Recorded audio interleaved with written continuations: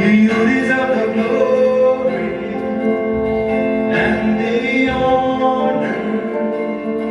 Lord, we lift our hands in worship as we praise your holy name. You deserve the glory and the honor.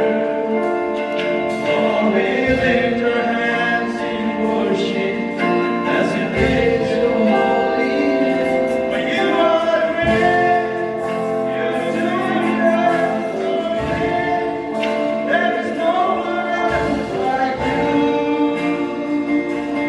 There is no one else like you. You are great, you do miracles so great. There is no one else like you. There is no one else like you. महिमा करते हुए अपने हाथ को उठाकर आराधना करते हैं। महिमा करते हुए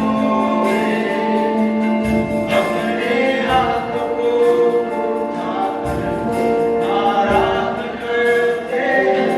तू है महान, तू सर्वशक्तिमान, तेरे जैसा कोई नहीं, तेरे जैसा कोई नहीं। तू है महान, करता है अद्भुत काम, तेरे जैसा कोई नहीं,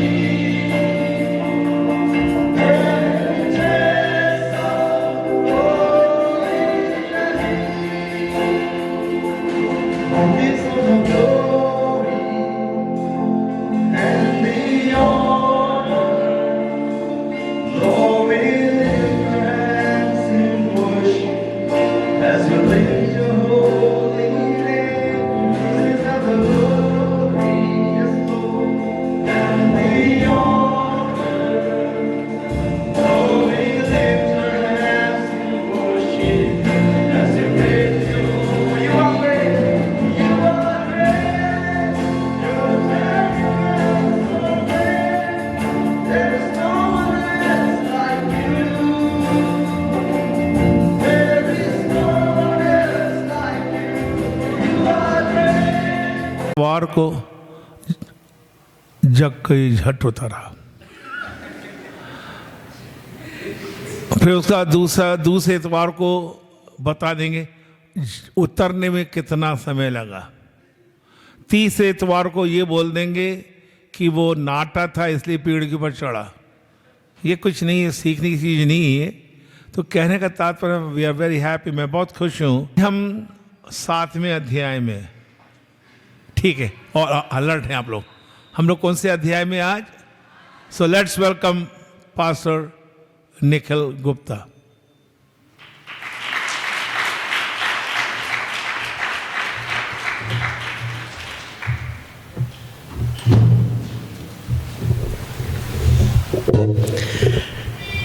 जय मसीह की। सबको जय मसीह की। फिर से एक बार मैं परमेश्वर का धन्यवाद करना चाहूँगा आज की इस उत्तम संध्या के लिए, जिसमें परमेश्वर ने हम में से हर एक को यह अवसर दिया कि उसके वचन की शिक्षा को हम प्राप्त करने पाएँ और जीवित भला चंगा स्वस्थ रखा कि उनके प्रिय संतों के साथ हम मिलकर संगति करने पाएँ। साथ ही साथ हमारे आदरणीय वरिष्ठ पासबान डॉक्टर एंड मिसेस मैथ्यू के थॉमस, हमारे समस्त शिक्षकगण, कलीसिया के विश्वासी एवं सब विद्यार्थी, आप सभी को प्रभु यीशु मसीह के नाम से मैं अपना अभिवादन प्रेषित करता हूँ। हमारे वरिष्ठ पासबान ने आप सभी को बता दिया कि हम कौन से अध्याय में, इन केस अगर आप भूल गए थे तो आप सभी को बता दिया कि हम कौन से अध्याय में। तो बिना समय गंवाए सीधा हम अपने बाइबल को दूसरे कुरिन्थियों की पत्री उसके 5वें अध्याय में खोल लें। और मैंने कहा कॉर्डलेस माइक रेवरेंड कंचन के पास पहुंचा दें तो वो पढ़ने में सहायता करेंगे। मैं आग्रह करूंगा कि किसी से ऊंची आवाज में उसकी पहली आयत को पढ़ने में सहायता करें।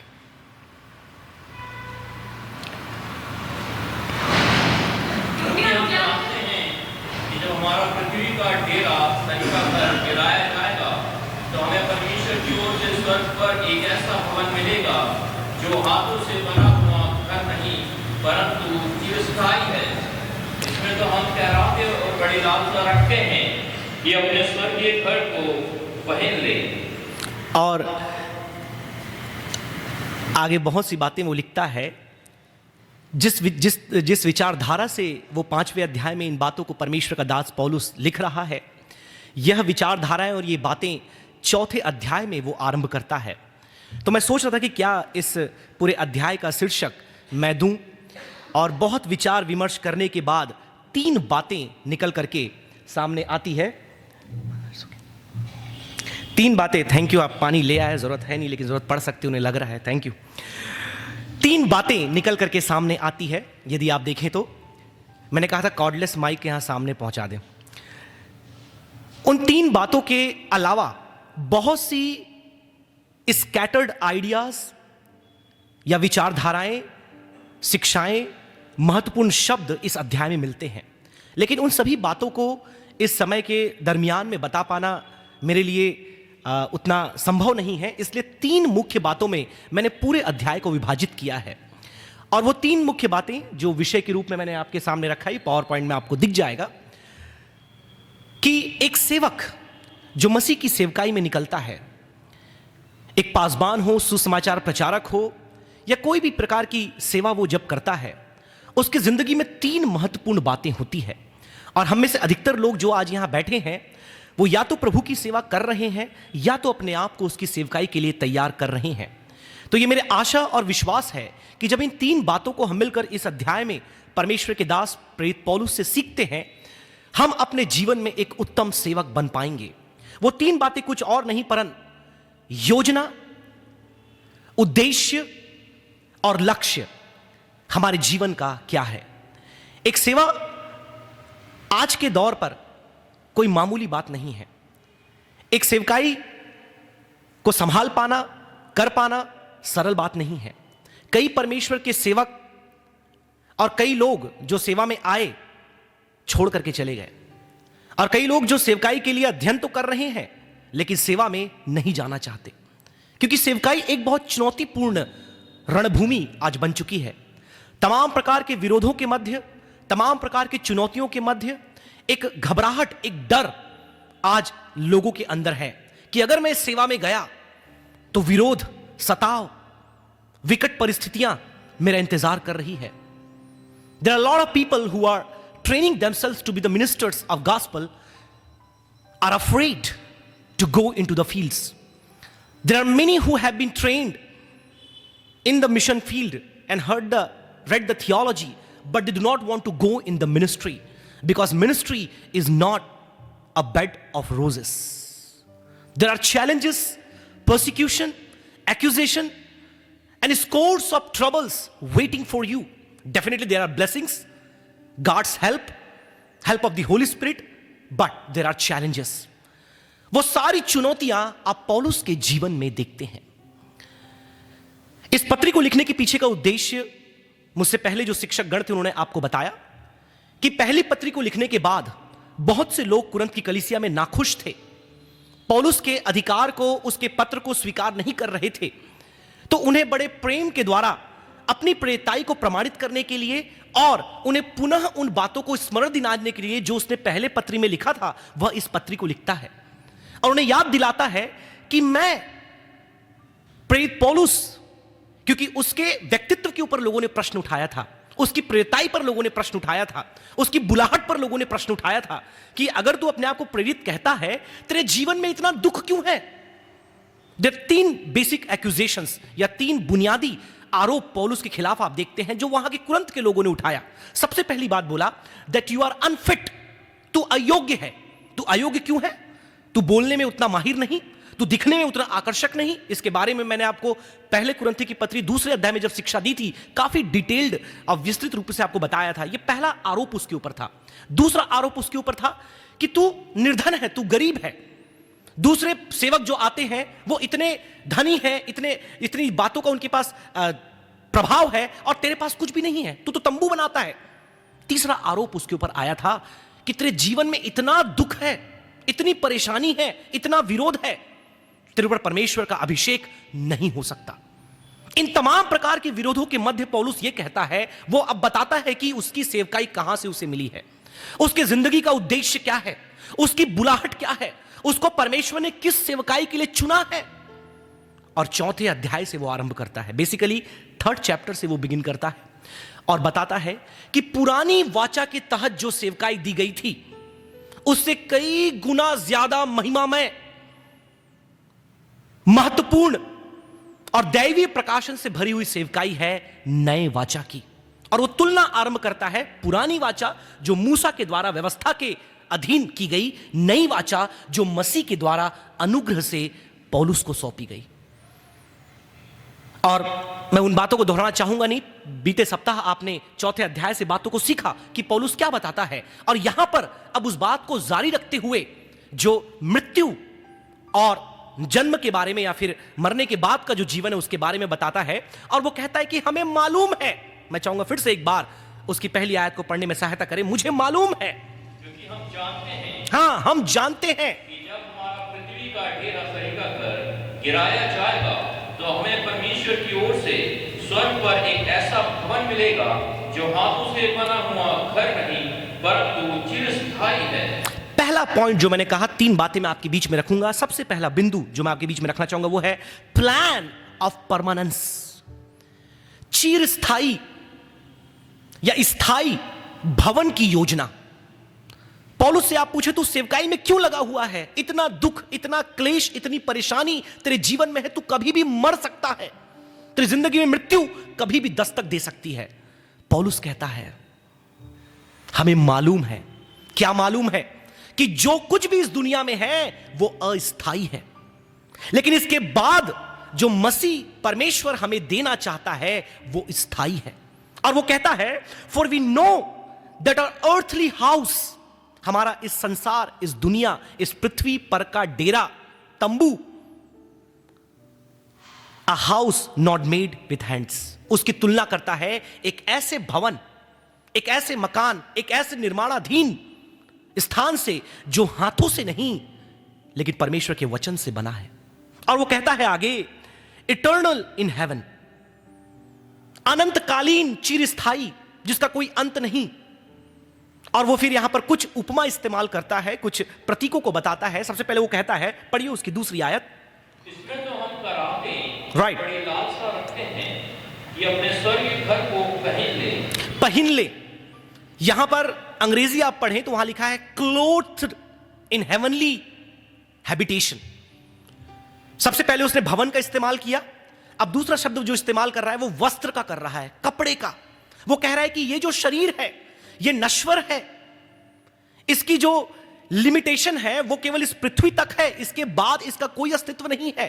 लेकिन परमेश्वर प्रभु यीशु मसीह जैसे कि उसने हमसे प्रतिज्ञा की, हमारे लिए एक ऐसा भवन तैयार कर रहा है जो चिरस्थायी है, जो शाश्वतकालीन है, जिसका कोई अंत नहीं। तो जब मैं सेवकाई में हूं, हां मुझे डर है कि मृत्यु कभी भी मेरे द्वार पर दस्तक दे सकती है, लेकिन मुझे डर नहीं है। मुझे डर क्यों नहीं है? क्योंकि मेरे लिए एक अविनाशी भवन मेरे उद्धारकर्ता ने तैयार किया है। आमीन, हालेलुया। यूहन्ना 14 अध्याय में उसकी प्रतिज्ञा को हम देखते हैं। वो कहता है कि मैं जा तो रहा हूं तुम्हारे बीच से, लेकिन तुम्हारे लिए मैं कुछ तैयार करने जा रहा हूं। अब कई धर्मवैज्ञानी इस बात पर विचार विमर्श करते हैं कि क्या यहां पर पौलुस शरीर की बात कर रहा है या भवन की बात कर रहा है। शरीर मतलब महिमामय शरीर, जिसके बारे में पहला कुरिन्थी 15 अध्याय में हमने देखा, महिमामय देह के बारे में, या फिर वो भवन जहां पर हम रहेंगे स्वर्ग में, ये उसकी बात कर रहा है। क्योंकि 2-3 शब्द का इस्तेमाल किया उसने। पहली बात कहा एक भवन जो हाथों से नहीं लेकिन परमेश्वर के द्वारा बनाया जा रहा है। दूसरा एक ऐसा वस्त्र जिसे हम धारण करेंगे, और इस वस्त्र में तो हम करा रहे हैं। और जब पौलुस इस पत्री को लिख रहा था, मुझे लगता है 50 से ऊपर तो हो चुका था।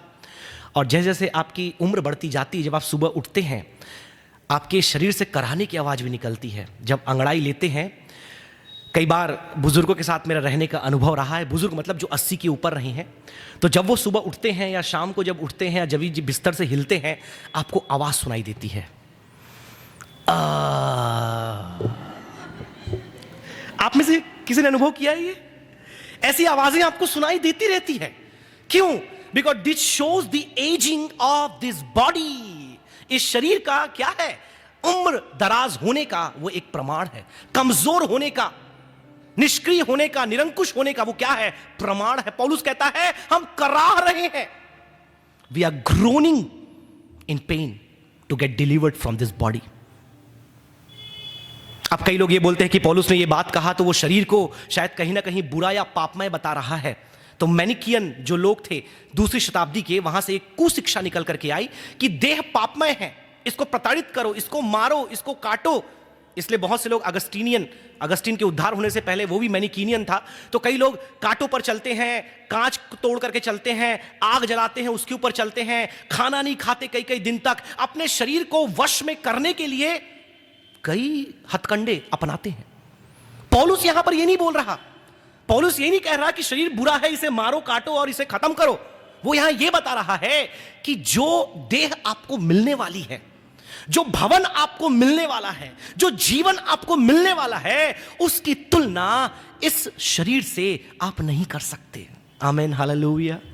आज जो कराह या एक पीड़ा आपको हो रही है, जो तकलीफ आपको इस देह में होने के कारण देखना पड़ रहा है, एक दिन इसका अंत होगा।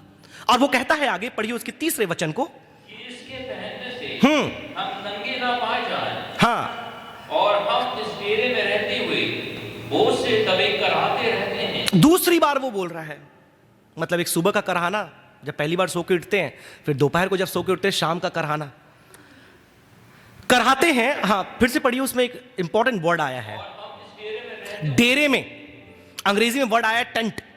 अब पौलुस बड़ा ही माहिर था तंबू बनाने में, क्योंकि कुरिन्थ की पत्री में हम पढ़ते हैं जब वह कुछ समय के लिए सेवकाई के लिए एक स्थान में था और जब उसे आर्थिक सहयोग नहीं मिल रहा था, तो जो कुशलताएं उसके पास थी उसका इस्तेमाल करके अपनी जीविका वो अर्जित करता था, और उसका काम था तंबू बनाने का। तो जब पौलुस इस शब्द का इस्तेमाल करता है, उसे अच्छे से मालूम है कि टेंट का मतलब क्या होता है। हम भी कई बार जब कैंपिंग के लिए कहीं जाते हैं और रात रुकना होता है या धूप ज्यादा होती है, तो अपने साथ हम तंबू लेकर के जाते हैं या शामियाना लेकर के जाते हैं, या आप बोलते हैं कई प्रकार का, आज तो प्लास्टिक का रेडीमेड शीट आ जाता है, लगा दो, थोड़ा शेल्टर मिल जाए कुछ समय के लिए। लेकिन वो स्थायी होता है, जहां हवा चलती है, जहां मौसम बदलता है, जहां आपको यात्रा करके कहीं और जानी होती है, आप उस तंबू को लपेट के रख लेते हैं या फाड़ के फेंक देते हैं। और आप जानते होंगे जो वेगाबॉन्ड होते हैं, जगह जगह यात्रा करने वाले, आज इटारसी में, कल होशंगाबाद में, परसों भोपाल में, वे इस तंबू को साथ लिए चलते हैं। लेकिन जो स्थायी रूप से निवास करते हैं वो तंबुओं में नहीं रहते। तो पौलुस ये कहता है कि आज जो हमारा ये देह है, जिसमें दुख, क्लेश, मुसीबतें, बीमारियां, कराहना हम झेल रहे हैं, ये इस पृथ्वी भर का डेरा है। लेकिन इसके बाद जो प्रभु हमें देने वाला है वो चिरस्थायी और शाश्वत कालीन है। और आगे वो कहता है, और हम इस डेरे में रहते हुए बोझ से दबे कराहते रहते हैं, हाँ, क्योंकि हम उतारना नहीं वरन और पहनना चाहते हैं, ताकि वे जो मरणहार है जीवन में डूब जाएं। ताकि वे जो मरणहार है, मतलब जो जीवन आने वाला है, उसमें ये मरणहार डूब जाए। क्योंकि पौलुस का यह विश्वास था कि प्रभु यीशु मसीह उसके सेवा काल के दौरान आएगा। इसने थिस्सलुनीकियों पत्री में, कुरिन्थियों की पत्री में और दूसरे कुरिन्थियों, पहले कुरिन्थियों दूसरे कुरिन्थियों, दोनों में वो इस बात को कहता है कि हम जो यहां जीवित हैं, जब हम परिणित होंगे तो उस जीवन में यह मरणहार देह क्या हो जाएगा? विलय हो जाएगा, विलुप्त हो जाएगा या परिणित हो जाएगा। और वो महिमामय देह हमें मिलेगी जिसमें ना तो ग्रोनिंग या कराह होगी, ना पीड़ा होगी, ना क्लेश होगी, ना दुख होगा। तो भले आज मैं सेवा में हूं, समस्याएं मुझे हो रही है, विरोध मेरा हो रहा है, परिवार मेरे खिलाफ में है, समाज मेरे खिलाफ में है, मेरे अपने लोग मेरे विरुद्ध में काम कर रहे हैं, लेकिन मैं जानता हूं इस सेवकाई के बाद यदि मैं मर भी जाऊं तो मुझे जो जीवन मेरा परमेश्वर देने वाला है वो चिरस्थायी और आनंद भरा हुआ है। और इतना नहीं, वो आगे बढ़कर एक और बात कहता है, पढ़िए उसकी अगली आयत, जिसने हमें इसी बात के लिए तैयार किया है, हाँ, वह परमेश्वर है, जिसने हमें बयाने में आत्मा भी दिया है। और यहां पर वो एक बात कहता है कि अर्नेस्ट मनी या बयाना, जब आप कोई जमीन या कोई भी वस्तु, चाहे गाड़ी हो या कुछ भी, आप जब खरीदने के लिए जाते हैं, हो सकता है आपको वो चीज देख करके पसंद आ गई हो, लेकिन आपके इतना समय नहीं कि आप घर जाकर के और पैसा ले आए, या आपके पास एटीएम नहीं, कुछ नहीं, तो आप एक बात कहते हैं कि भैया मेरे लिए तुम क्या करो, इस गाड़ी को रोक कर रखो, मैं पैसे लेकर के आता हूं और आपसे लेकर के जाऊंगा। लेकिन यदि आप ये बोल करके गए और आपके बाद आकर के कोई पैसे लेकर के वहां खड़ा है, तो वो आदमी क्या करेगा? दुकानदार, आप तो मुंह से बोलकर गए ना, तो कोई गारंटी नहीं है कि आप वापस आओगे। अगला व्यक्ति जो आएगा वो उसको उसे सेल कर देगा।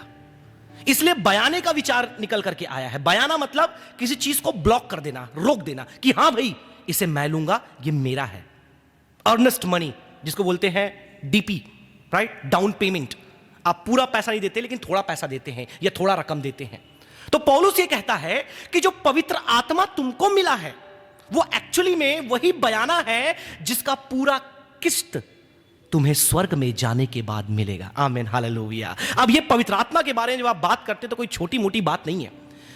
ये पवित्र आत्मा जो केवल बयाना है, उस पवित्र आत्मा के द्वारा आप परमेश्वर की संतान ठहरे। उस पवित्र आत्मा के द्वारा आपको नया जन्म दिया गया। उस पवित्र आत्मा के द्वारा आपका पवित्र आत्मा में बपतिस्मा हुआ। उस पवित्र आत्मा, ये सब पौलुस की डॉक्ट्रिन है। उसी पवित्र आत्मा के द्वारा आप पर मुहर लगाई गई। उसी पवित्र आत्मा के द्वारा आप इस पापमय देह पर जय पाते रहते हैं। आमीन, हालेलुया। जब उसका बयाना इतना अद्भुत है तो आप कल्पना करिए जब आप वहां जाएंगे तो पूरी पिक्चर कैसी होगी। जैसे कि कोई भी मूवी निकलने से पहले उसका टीजर निकल करके आता है ना। अगर मूवी है 3 घंटे की तो टीजर होता है 3 मिनट का। पवित्र आत्मा वो टीजर है, वो बयाना है जो आपको दिया गया है इस विश्वास के लिए कि आप अपना जीवन मसीह के लिए जिएं, ताकि जब आप उसके पास जाएं उस पवित्र आत्मा के बाद का जो जीवन है वो भी आपको मिल जाए। This is the hope we have, the holy spirit that has been given to us, that has made us to call him Abba father, that has been given to us as a sign of the children of God. Holy Spirit has worked in us to baptize us in the power of Holy Spirit. It has been given to us as a seal, as a guarantee, and that Holy Spirit has regenerated us.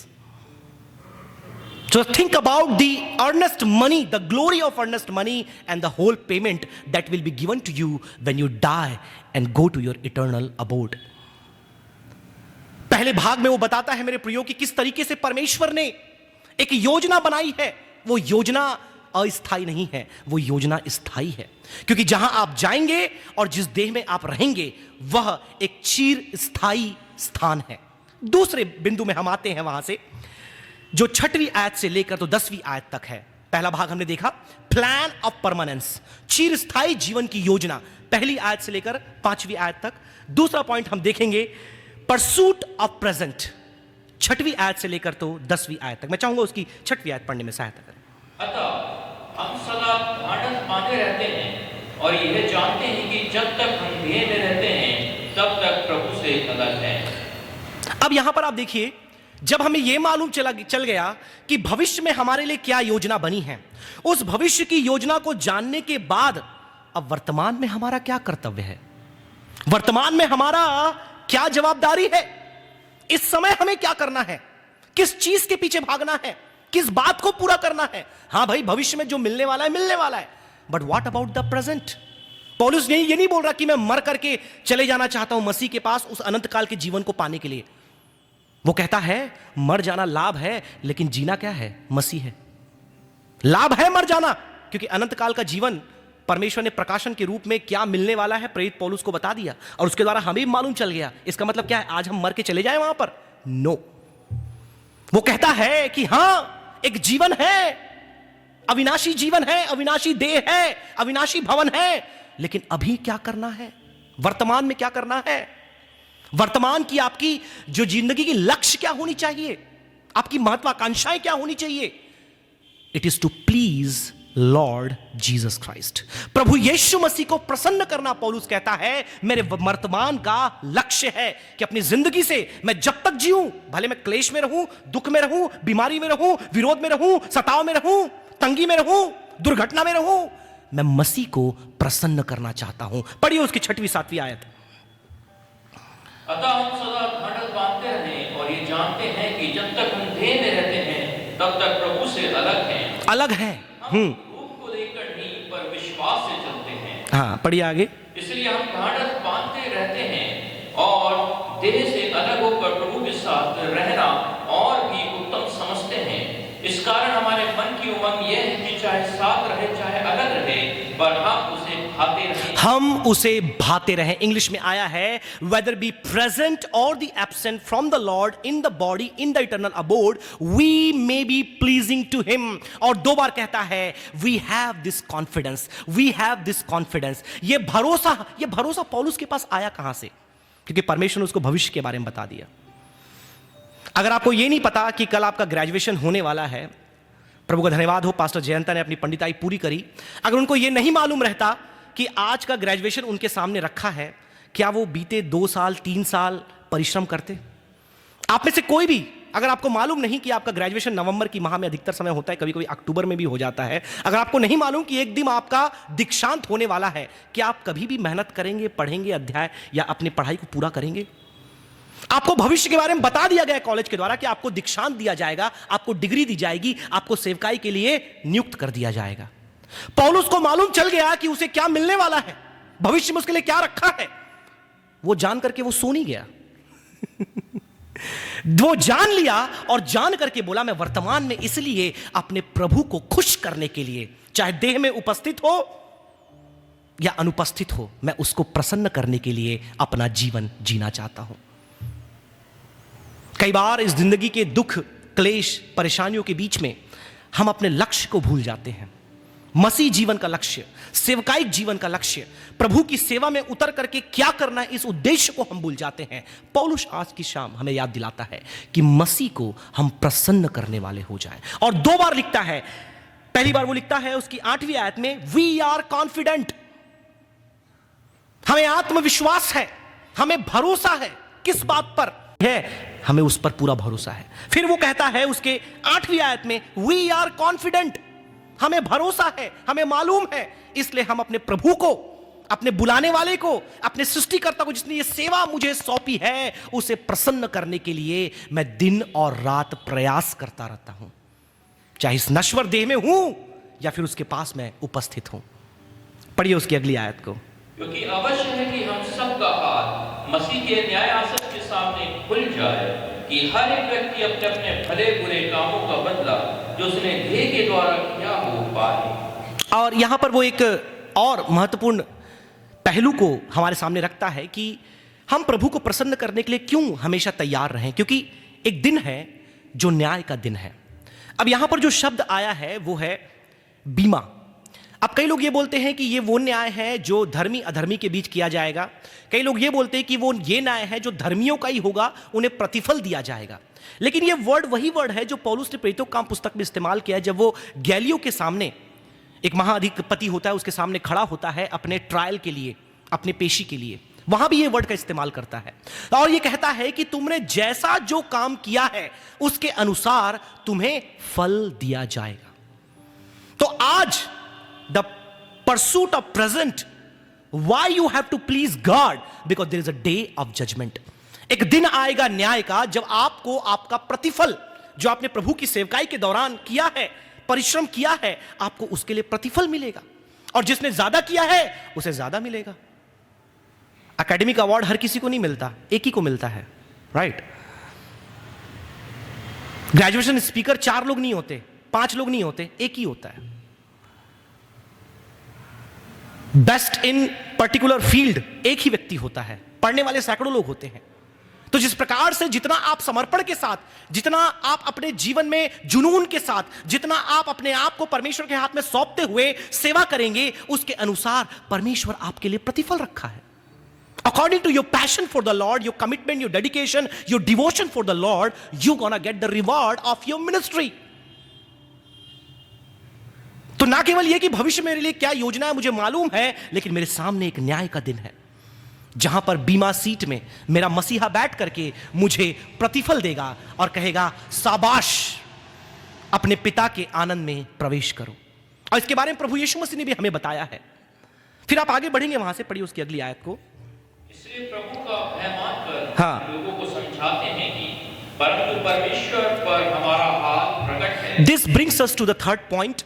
अब ये बात हमें तीसरे बिंदु में लेकर के आती। पहली बात मैंने आपको बताया, द प्लान ऑफ परमानेंस, एक चिर स्थायी जीवन की योजना, 1 से लेकर 5, फिर 6 से लेकर के उसके 10वीं आयत तक हमने देखा परसूट ऑफ प्रेजेंट। जब भविष्य हमको मालूम चल चुका है तो वर्तमान में हमारा लक्ष्य, हमारा एक आकर्षित करने वाला केंद्र बिंदु क्या होना चाहिए? मसीह यीशु को, परमेश्वर को प्रसन्न करना। किसके द्वारा? अपने जीवन के द्वारा, अपनी सेवकाई के द्वारा। अब ये दोनों बातें हमें तीसरे बात की ओर लेकर जाती है कि ये जो पर्पस ऑफ प्रोक्लेमेशन, हमें सेवकाई या प्रचार क्यों करना है, क्यों हमें सुसमाचार सुनाना है, क्यों हमें सेवा करना है, क्यों हमें पापियों के पास जाकर यीशु के उद्धार के संदेश को बताना है, क्यों?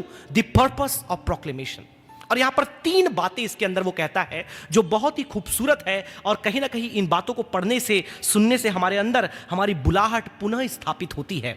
तो हाँ, पढ़िए उस आयत को जो आप पढ़ रहे थे फिर से एक बार, उसकी 11वीं आयत को। इसलिए प्रभु का भय मानकर सबसे पहली बात यहां पर कहता है कि क्यों हमें सुसमाचार प्रचार करना है, प्रचार करने का उद्देश्य क्या है। वो कहता है सबसे पहली बात, परमेश्वर का भय।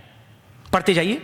परमेश्वर का, प्रभु का भय मानकर, प्रभु का भय मानकर चाहते हैं, परंतु परमेश्वर पर हमारा हाल प्रकट है, और मेरी आशा यह है कि तुम्हारे विवेक पर भी प्रकट हुआ होगा। तो हम ये प्रचार क्यों कर रहे हैं? क्योंकि न्याय का दिन आने वाला है। जब न्याय का दिन आएगा तो कहीं ना कहीं उस न्याय के दिन में हम क्या है, कुछ लोग परमेश्वर के उस अनुग्रह से छूट करके उस अनंत काल की आग में ना चला जाए। इसलिए परमेश्वर के भय के साथ, बड़ी आदर के साथ, उस अंत के दिन के बारे में सोचते हुए हम लोगों को परमेश्वर का वचन सुनाते हैं, हम परमेश्वर की सेवा में बने रहते हैं।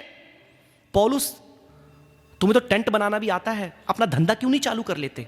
अपना बिजनेस क्यों नहीं चालू कर लेते? अच्छे आराम से क्यों नहीं जी लेते?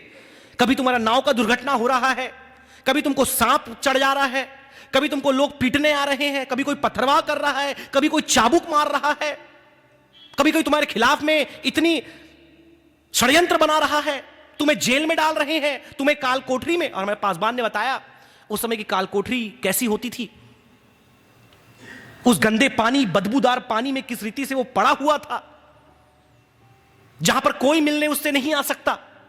कौन वहां गंदे पानी में उतरेगा उससे मिलने के लिए? क्यों सेवकाई कर रहे हो भाई? छोड़ दो ना, चले जाओ। वो कहता है परमेश्वर के भय को ध्यान में रखते हुए हम मसीह के वचन का प्रचार करते हैं। वो भय, उस अंत का भय, उस अनंत काल की आग का भय, कुछ हमारे प्रिय जवाने, हमारे अपनों को उस स्वर्ग में जाते हुए ना देख पाने का भय आज हमें विवश करता है कि हम जाकर के मसीह के वचन का प्रचार करें। पढ़िए, आगे पढ़िए। हम फिर भी अपनी बड़ाई तुम्हारे सामने नहीं करते, Right. वरन हम अपने विषय में तुम्हें घमंड करने का अवसर देते हैं कि तुम उन्हें उत्तर दे सको जो मन पर नहीं वरन दिखावटी बातों पर घमंड करते हैं। अब देखिए, अब आया पौलुस उस मुद्दे पर जिसका परिचय मैंने आपको दिया था। यह सारी बातें ये क्यों कर रहा है? क्योंकि लोगों ने इस पर आरोप लगाया। 3 आरोप मैंने आपको बताया कि तू अयोग्य है, तू किसी काबिल नहीं है, तेरे जीवन में इतना दुख, इतना क्लेश है, तू अभिषिक्त हो नहीं सकता, तू निर्धन है, तू बोलने में क्या है, धीमा है, तुझसे अच्छे अच्छे बोलने वाले यहां पर कुरंत के क्या है, ओरेटर्स हैं, वक्ता है, वाक्य पटुता में माहिर हैं, शब्द आडंबर से भरे हुए हैं, तुमको किसने सेवक बना दिया?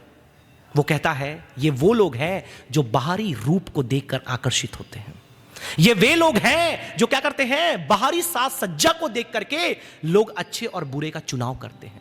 लेकिन पौलुस अपने बारे में क्या कहता है? पढ़िए आगे। हाँ, who glory in the appearance and not in the heart।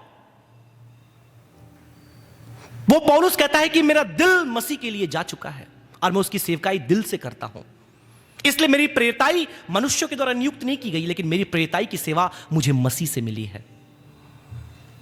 हाँ, 13। यदि हम बेसुध हैं हाँ। परमेश्वर के लिए, और यदि चैतन्य हैं तो तुम्हारे लिए हैं। पढ़िए। क्योंकि मसीह का प्रेम हमें विवश कर देता है, इसलिए कि हम ये समझते हैं अब कि जब एक सब के लिए पौलुस तुम सेवकाई में क्यों हो? इतना दुख, इतना क्लेश, इतनी परेशानी, इतनी तकलीफें, तुम सेवा में क्यों हो? पहली बात परमेश्वर का भय, दूसरी बात वो कहता है परमेश्वर का प्रेम हमें विवश करता है। ये जो प्रेम का अनुभव पौलुस ने अपने जीवन में किया, जो खुद पापी, अत्याचारी, परमेश्वर से दूर, मसीहों को मारने वाला, उससे परमेश्वर ने प्रेम किया, अपना दर्शन उसको दिया और दर्शन देकर के सेवकाई के लिए बुलाया। परमेश्वर की इस महान प्रेम का अनुभव करने वाला पौलुस कहता है, यह परमेश्वर का प्रेम मुझे विवश करता है कि इस सुसमाचार के बारे में मैं औरों को जाकर के बताऊं। और आगे आप देखिएगा, मेल मिलाप की सेवकाई के बारे में बात करता है। वो कहता है कि मैं इसलिए ये करता हूं क्योंकि परमेश्वर का प्रेम मुझे विवश करता है। The love of God constrains me.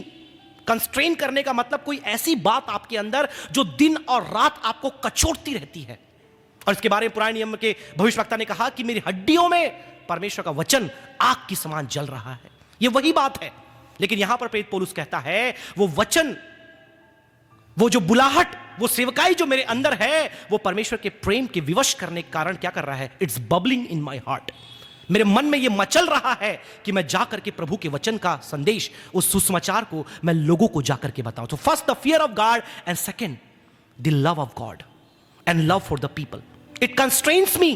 तो कहता है चाहे हम सुदबुद में हो या बेसुध हो या बिसाइड मी। बिसाइड मी मतलब अपने आपे को खो देना, मसीह के लिए ऐसा दीवाना हो जाना कि अपने सुदबुद को खो देना। और जहां पर अच्छे अच्छे लोग प्रभु के वचन को लेकर नहीं जा पाए, वहां प्रेरित पौलुस वचन लेके पहुंच गया। उसने पूरा अपने समय का एरिया नाप लिया सुसमाचार के द्वारा। लोग बोलते थे तुम तो पागल हो गए हो, तुम्हारा दिमाग खराब हो गया है। सम्राटों ने उसे बोला, अगुओं ने उसको बोला, जब पेशी हुई तब बोले तू तो पागल हो गया है। तो कहता है हां, अगर मैं पागल हूं, यहां लिखा है if I am beside me. इस अनुवाद में आया है if we are beside ourselves. Hindi में अनुवाद है अगर हम बेसुध हुए हैं। हां हुए हैं। क्यों हुए हैं? मसीह के प्रेम के कारण, ताकि उसके प्रेम के संदेश को हम लोगों को बता सके। क्या ही अद्भुत बुलाहट। और तीसरी बात वो कहता है, पढ़िए उसके आगे, पढ़ते जाइए। इसलिए कि हम ये समझते हैं कि जब एक सबके लिए मरा, हाँ। सब मर गए, और वह इस निमित्त सबके लिए मरा कि जो जीवित है वे आगे को अपने लिए ना जिए, परंतु उसके लिए जो उनके लिए मरा है फिर जी उठा। अब ये उस बात को वापस लेकर के आता है जो कहा था कि जो मसीह के लिए मर चुके हैं, मसीह में मर चुके हैं, अब उनका जो जीवन है आगे का, वो उनके लिए नहीं है, लेकिन वो मसीह यीशु के लिए। मैंने वही कहा था कि एक भविष्य की योजना हमें मालूम है परमेश्वर ने हमारे लिए क्या योजना बना करके रखी। We all know that the future prospect of a believer is so glorious and incomparable with the present suffering. लेकिन वर्तमान में हम क्या करें? What is the present pursuit? जो जीवन हमने मृत्यु के बाद पाया है, मसीह की मृत्यु और हमारी मृत्यु, हम सब जब बपतिस्मा लिए पानी का, जल, जैसे मैंने कहा पवित्र आत्मा का बपतिस्मा, उस बपतिस्मे के बाद का जो जीवन है मर करके जीवन पाने वाला, वो अब हमारे लिए, शरीर के लिए, खुद के लिए नहीं है। अब वो जीवन है मसीह के लिए। That's what he is saying there. He says that therefore now we regard one according to the flesh. Even though we have known Christ according to flesh, yet now we know him no longer. एक समय था जब मसीह को हम लोग देह के हिसाब से जानते थे, जब वो मरा नहीं था। लेकिन जब वो मर गया, लेकिन मृतकों में से जी उठा, अब उसे देह के हिसाब से हम नहीं जानते, हम उसे आत्मा के अनुसार जानते हैं। उसी प्रकार से जो लोग मसीह में हैं, अपना खुद का जीवन आत्मिक दृष्टिकोण से देखें, वो बताता है। और अंत में वो कहता है, एक बात पढ़िए उसकी अगली आयत को। ये सबसे प्रचलित आयत है। दो आयत बहुत प्रचलित है। एक तो हमने 7वीं आयत जो पढ़ी, we walk by faith not by sight. हम विश्वास से चलते हैं, देखी हुई बातों को देखकर नहीं चलते। और दूसरी सबसे प्रचलित आयत पूरे बाइबल में यदि कहे तो हर किसी को मुखाग्र होगा, वो ये आयत है, पढ़िए। अतः हाँ। से हम किसी को शरीर के अनुसार ना समझें। 17 आयत जी। इसलिए यदि कोई मसीह में है, हाँ। वह नई सृष्टि है, पुरानी बातें बीत गई है, देखो सब बातें नई हो गई। अधिकतर समय नए साल में ये वचन, इस वचन के द्वारा प्रचार किया जाता है, लेकिन संदर्भ अब आपको समझ में आएगा इसका कॉन्टेक्स्ट क्या है। This is a life that is given by the power of holy spirit as you die in the baptism of holy spirit and give your life to Jesus. ये वो जीवन है जब आपने मसीह यीशु को स्वीकार किया और पाप के लिए, संसार के लिए, देह के लिए मसीह के बपतिस्मे में, रोमियो 6वें अध्याय के अनुसार आप मर गए और पुनर्जीवित हुए पवित्र आत्मा के द्वारा। और अब सब कुछ नया हो गया है, पुरानी बातें बीत गई। जिस प्रकार से मसीह को एक समय में हम लोग देह में जानते थे, बट अब हम मसीह को देह में नहीं जानते, अब मसीह को हम आत्मा में जानते हैं। We know him no longer in the body but we know him in the spirit. तो ये कहता है अब जबकि सारी बातें नई हो गई है, हमारा सोच विचार, हमारा लक्ष्य, हमारी सेवकाई आत्मिक बातों की ओर अग्रसर होना चाहिए। हमारा लक्ष्य, हमारा जुनून, हमारी सेवकाई उसके लिए होनी चाहिए जो आत्मा के द्वारा मसीह में हमें प्राप्त हुई है। और वो कहता है उसके 18 वचन में, पढ़िए। ये सब बातें परमेश्वर की ओर से हैं, हाँ। जिसने मसीह के द्वारा अपने साथ हमारा मेल मिलाप कर लिया और मेल मिलाप की सेवा हमें सौंपी। तीसरी बात, पर्पस ऑफ प्रोक्लेमेशन। क्यों तुम प्रचार कर रहे हो, क्यों तुम सुसेवकाई कर रहे हो, क्यों तुम मिनिस्ट्री में हो? पहली बात मैंने आपको बताई, क्या था वो? परमेश्वर का भय। दूसरी बात क्या बताई मैंने आपको? लव ऑफ गॉड, परमेश्वर का प्रेम। तीसरी बात यह है द मिनिस्ट्री ऑफ रिकंसिलिएशन, पुनर्मेल मिलाप। मेरे प्रियो, कुछ दिन पहले मैं देख रहा था एक बहुत बड़े प्रेयर टीम का फीडबैक कि अधिकतर प्रार्थना विषय उनके पास क्या आते हैं। तो उनके एक अगुए ऐसा बता रहे थे, बीमारियों के लिए प्रार्थना के बहुत से रिक्वेस्ट हमारे पास आते हैं, आर्थिक संपन्नता के लिए कई रिक्वेस्ट हमारे पास आते हैं, लेकिन आजकल के दौर में सबसे अधिक जो प्रेयर रिक्वेस्ट उनके पास आ रहे हैं वो बताए, वो थे मेल मिलाप के। परिवार के अंदर मेल मिलाप नहीं, कलीसिया के अंदर मेल मिलाप नहीं, सेवकों के अंदर मेल मिलाप नहीं, आपस में पड़ोसी और जो लोग रहते हैं उनके बीच में मेल मिलाप नहीं, यहां तक कि अपने खुद के भाई बहन के बीच में मेल मिलाप नहीं, मां बाप और बच्चों के बीच में मेल मिलाप नहीं। One of the biggest problem in the world is the separation. दुनिया की सबसे बड़ी समस्याओं में आज जो सबसे बड़ी समस्या बन चुकी है समाज में, मसीहों के बीच में, वो है अलगताई। और पौलुस यहां बोलता है कि मैं सेवकाई क्यों कर रहा हूं, मैं सेवा में क्यों बना हुआ हूं, इतना विरोध, इतना संकट, इतनी परेशानी, इतनी क्लेश, इतनी तकलीफें, what is keeping me, pushing me into the ministry is because I have been reconciled with God and he has given me ministry of reconciliation. ना केवल मेरा पुनर्मेल मिलाप परमेश्वर के द्वारा मसीह में हुआ है, लेकिन वह मेल मिलाप की सेवा मुझे मसीह ने सौंपी है कि मैं जाकर के उन लोगों को जो आज परमेश्वर से टूटकर अलग हो गए हैं, अलगताई में है, मैं उनको मसीह के द्वारा परमेश्वर से पुनर्मेल मिलाप कराऊं। क्या ही अद्भुत एक पौलुस के जीवन में सेवकाई का उद्देश्य था। पढ़िए उसकी अगली आयत को, क्या कहता है? परमेश्वर ने हाँ, मसीह में होकर के, ध्यान से सुनिए इस बात को, मसीह में होकर के अपने साथ संसार का मेल मिलाप कर लिया और उनके अपराधों का अब नहीं लगाया। एक झूठी शिक्षा यहां से निकल करके आती है, वो ये है कि अब परमेश्वर ने मसीह में पूरे संसार का मेल मिलाप कर लिया, right? Means all are saved, Christ died for all, so why are you preaching, why are you sharing gospel? सबका उद्धार हो गया। यूनिवर्सलिज्म, जो सर्वभौमिक विश्वासवाद पर भरोसा करते हुए ये बोलते हैं कि मसीह सबके लिए मर गया तो सबका उद्धार हो गया, सब मरकर जाएंगे स्वर्ग। तो यहां पर एक बहुत बड़ा विषय है जो आपको समझना जरूरी है कि atonement and application of atonement are two different thing. पाप मोचन और पाप मोचन का लागू किया जाना दोनों अलग अलग बात है। मसीह सबके लिए मर गया, लाजमी है, निश्चित है, मैं विश्वास करता हूं, he died once for all, लेकिन उसका एप्लीकेशन, उसका लागू किया जाना हर एक व्यक्ति के लिए जरूरी है।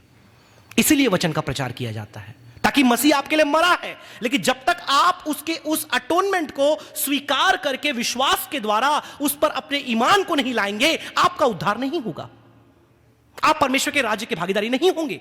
तो डेफिनेटली यहां तो लिखा तो है that now in all things God who has reconciled us himself through Christ, that God was in Christ the world to himself. पूरी दुनिया, पूरा संसार परमेश्वर के साथ मेल मिलाप मसीह के द्वारा हो चुका है, लेकिन लागू नहीं हुआ है।